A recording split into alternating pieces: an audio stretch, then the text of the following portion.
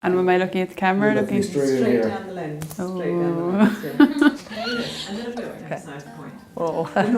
Breastfeeding, can't even say the word, sorry. Okay. I feel like such a sap.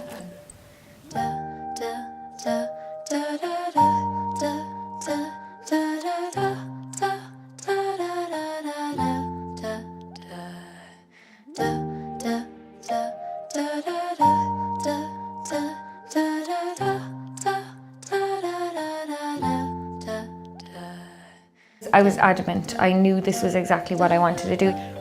When she was born, I was so like, okay, is it time? Is it time? Can I put her on? You know? And they were like, wait, give it a minute now, give it, okay, yeah, try now, you know? And so I tried. And you're useless. You're like, and you can't kind of figure out how to actually get it in, and the baby is just as clueless. And I had always just assumed that literally you have a baby, you put baby to breast, baby feeds, and that's just how it works. But eventually, anyway, she latched on.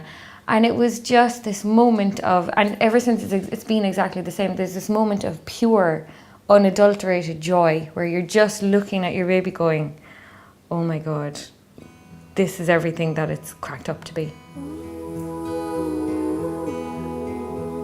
But like in those first few weeks, definitely you are very nervous about everything, about the latch, about where you're positioning, you know, sleeping at night. Is he waking? Is he not waking? If he was sleeping too much, it's like, oh my God. And if he's not sleeping, it's like, please sleep. My first experiences of breastfeeding were pretty positive. Danny latched on straight away once he was born, thankfully, and he was a great feeder from the start. I'd heard that so often that it just doesn't work out. And I was kind of thinking, how does humanity survive if it just doesn't work out? My baby was diagnosed as having a posterior tongue tie when she was 2 weeks old, which explained why we were having so much trouble breastfeeding. We got it resolved at 11 weeks. It's a 5-second procedure. And within 4 days, she was nursing without nipple shields. It was perfect. Well, Molly is my first baby, so this is my first experience with breastfeeding. Initially, I found it quite difficult, which is why I signed up for the class to equip myself with every knowledge, all the knowledge possible. But nothing could have really prepared me for it in the sense that it's so surreal.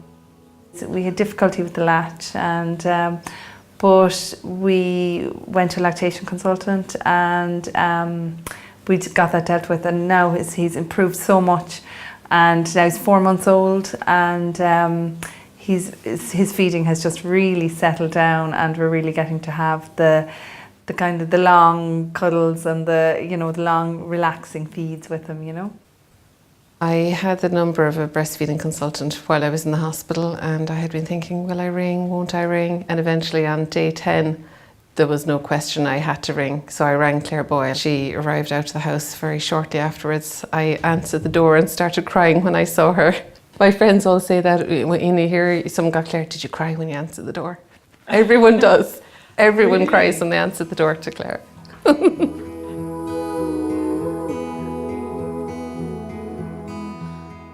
Felt supported before I started feeding, and everybody thought it was going to be easy.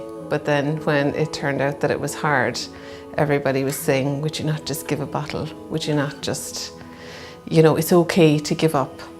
Luckily I didn't, and luckily I got the practical support then to be able to continue.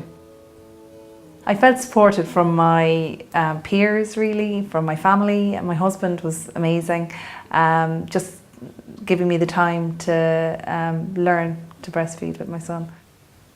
He didn't come to the class. I tried to get him to come along to the class, you know, and be really that dad, you know, who is going to be everything to everyone. He didn't, but he was very supportive. He saw the positives in it for himself, because he didn't have to get up in the middle of the night in the beginning to get bottles ready, you know. So he wanted me to continue breastfeeding for as long as possible. Without Clare, without Cuidiú, without La Leche League, we wouldn't be parenting the way that we are still. People love mothers who breastfeed. You get this great kind of, other mothers pass you by and they look over and smile at you. You know, there is that sort of camaraderie between mothers.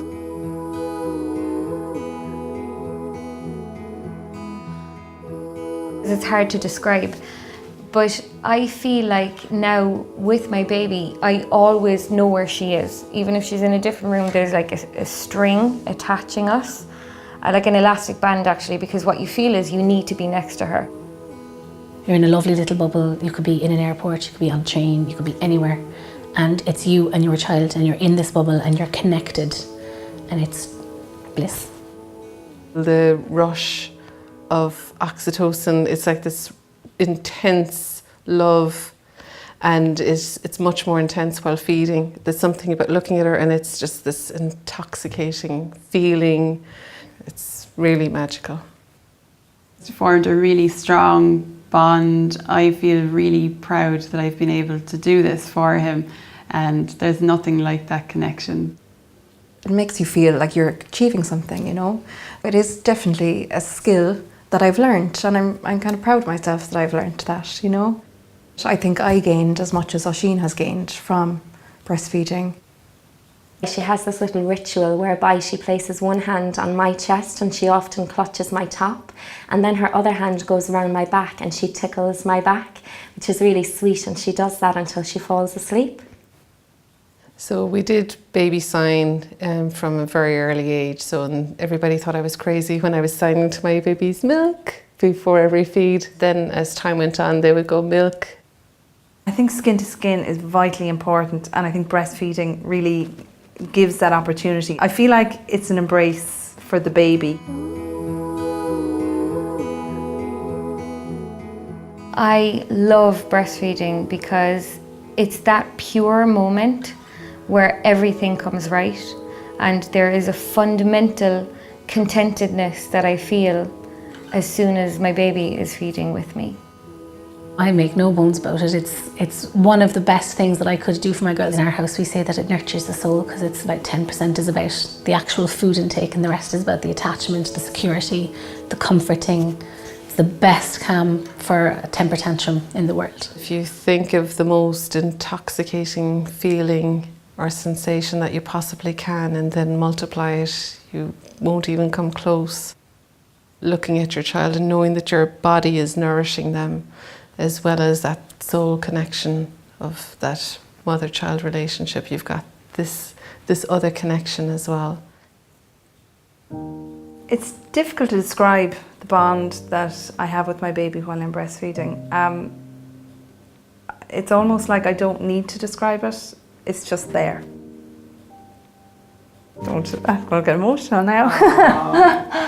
But it is just there.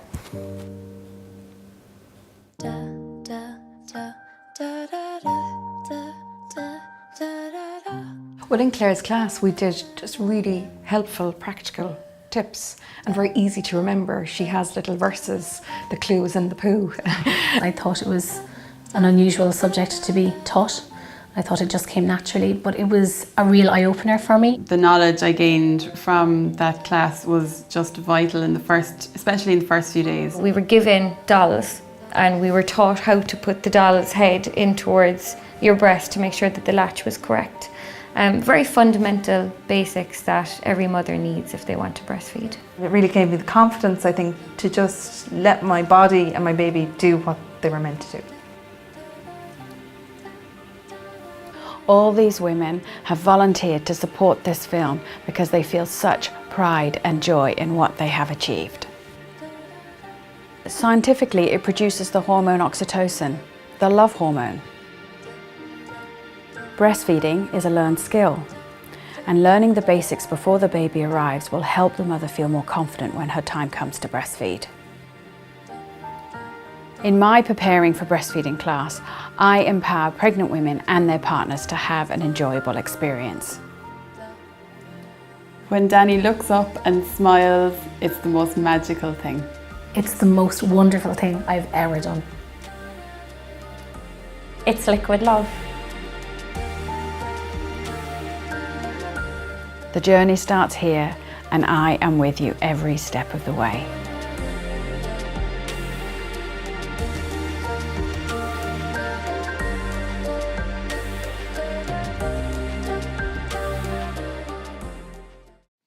Proudly sponsored by Sunsweet Prune and Prune Juice.